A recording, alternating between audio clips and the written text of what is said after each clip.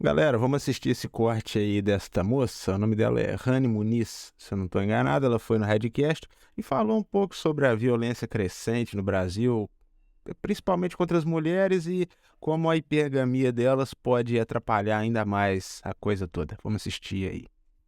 E a sua opinião sobre violência? A violência contra a mulher, seja o abuso sexual ou violência física, agressão verbal.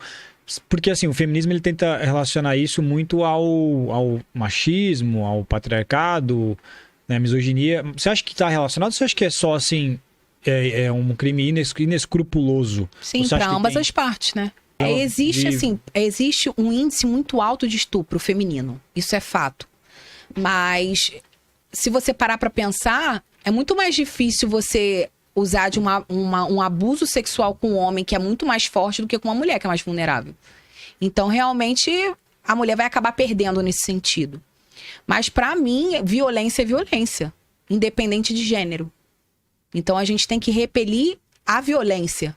A gente tem que lutar contra a violência. Contra a violência, e não contra o machismo. Colocar que é um movimento, entendeu? E aí, quando eu falo que, para mim, tanto o machismo quanto o feminismo é um câncer, as pessoas não gostam que se fale sobre. Ok. Mas, para mim, a gente não tem que levantar uma bandeira do extremo. Você acha que a promiscuidade também atrapalha a mulher? Você estava falando de conexão, de consequências e tal? Total. Então, o que acontece é o seguinte, desde os primórdios, né, biologicamente, instintivamente, o homem, ele precisava garantir descendência, né? Então, o homem, ele queria ficar com o maior número de mulheres, porque isso para ele era sinônimo do masculino viril, dominante, né? Então, ele queria propagar o gene dele. E a mulher, ela tinha que selecionar o homem, porque ela só poderia ficar grávida uma vez por ano. Então, ela precisava selecionar esse homem que fosse um macho dominante e que pudesse protegê-la, né? Então, ela selecionaria, teoricamente, o cara que vai dar uma maior segurança e proteger ela das mazelas. Só que não é isso que a gente vê hoje. Então, a partir do momento que eu saio com o cara e eu faço sexo no primeiro encontro, por exemplo, não tô dizendo que é certo ou errado, acho que cada um faz o que quer com o seu corpo. É só a sua opinião, né? Você tem que ter essa convicção que ele pode inconscientemente associar você como uma mulher que não seleciona. Só que é muito mais difícil você criar uma conexão emocional pós-sexo do que você criar uma conexão emocional antes do sexo. Que também não significa que você criou uma conexão e que o cara vai transar com você e que ele vai querer te assumir. Também não existe garantia pra nada. Só que se a gente levar pro lado de que a mulher, ela é um ser mais frágil, se ela selecionar bem esse cara, os riscos dela vão diminuir. Então, até no sentido da própria segurança. Você não sabe quem é a pessoa que você está se relacionando. Então, você conheceu um cara na balada, o cara te leva para algum lugar. Se você não quiser sair com ele, depois você vai alegar que o cara te estuprou. Só que você foi para um lugar com o cara sem conhecê-lo. Não estou dizendo que é justificável. Mas também você tem a sua responsabilidade dentro daquele processo. Bom, tá aí, vocês assistiram o corte dela. Galera, o que eu tenho assim, que eu fico com o pé atrás realmente quando eu escuto falar nesse lance de violência, não é a violência física real que pega no pé, que tira o meu sono, vamos dizer assim, né? Que realmente é o problema na minha visão. É aquele lance da relativização da violência para abarcar praticamente tudo que existe na face da Terra. Por exemplo, violência psicológica. Galera, o que é uma violência psicológica? Eu, por exemplo, sou um sujeito que palavras não me atingem. Qualquer pessoa pode chegar e falar o que quiser comigo, que eu não saio do meu normal, jamais. É complicado você dosar essas coisas na realidade. O que ela disse faz sentido, realmente. A mulher, como é uma pessoa mais frágil fisicamente, ela está mais suscetível a abusos e tudo. Mas o que ela falou no final do vídeo também é verdade. Imagina só, uma garota sai com um cara, vamos supor que seja numa balada e tal, ela aceitou sair com o cara, ou seja, na teoria ela teria uma certa responsabilidade do que vai acontecer, porque ela meio que aceitou o que o cara queria. Vamos ser sinceros, gente. Se um cara tá numa balada, tá bebendo, ele chama a mulher pra sair e tal, ela entra no carro dele e aceita sair com ele.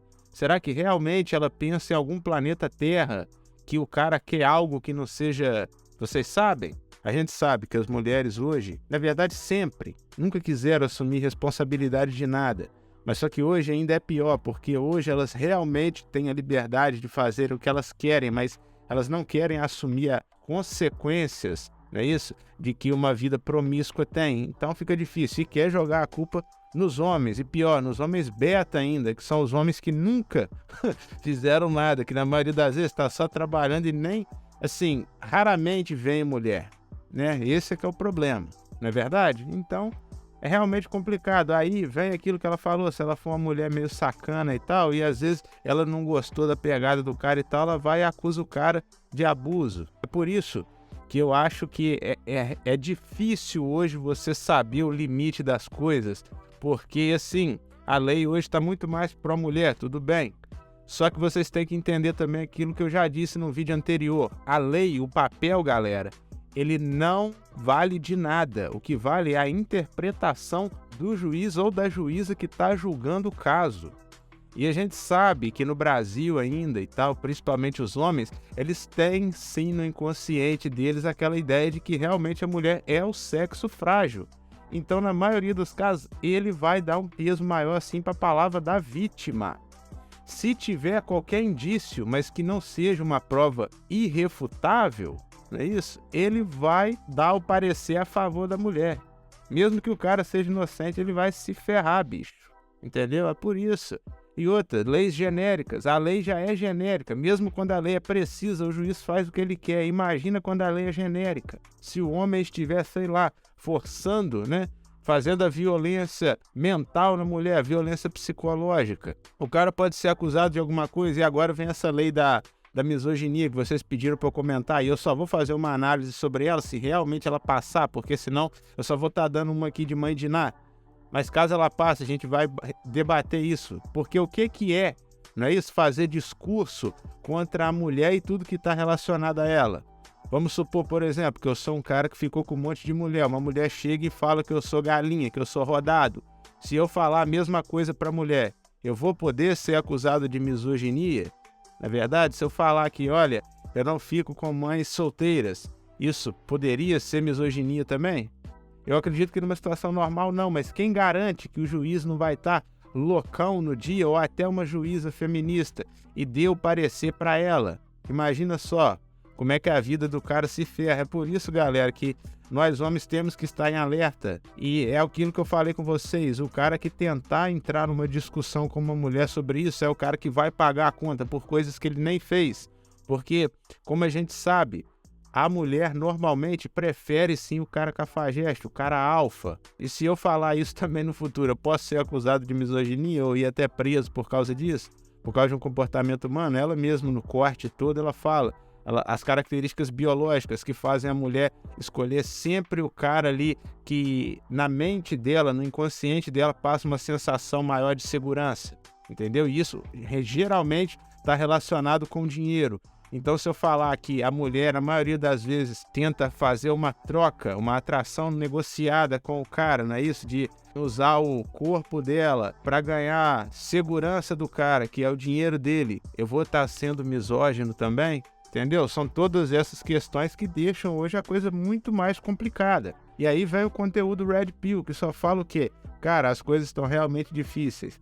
Saia do jogo enquanto é tempo. E a coisa é tão complicada, porque aí quando as mulheres escutam esse argumento, elas fingem não entender e começam de shaming, porque realmente, se os homens fizerem o que o conteúdo Red, o que os MGTOWs pregam, elas vão perder todo o poder de barganha delas, porque é isso, é a realidade.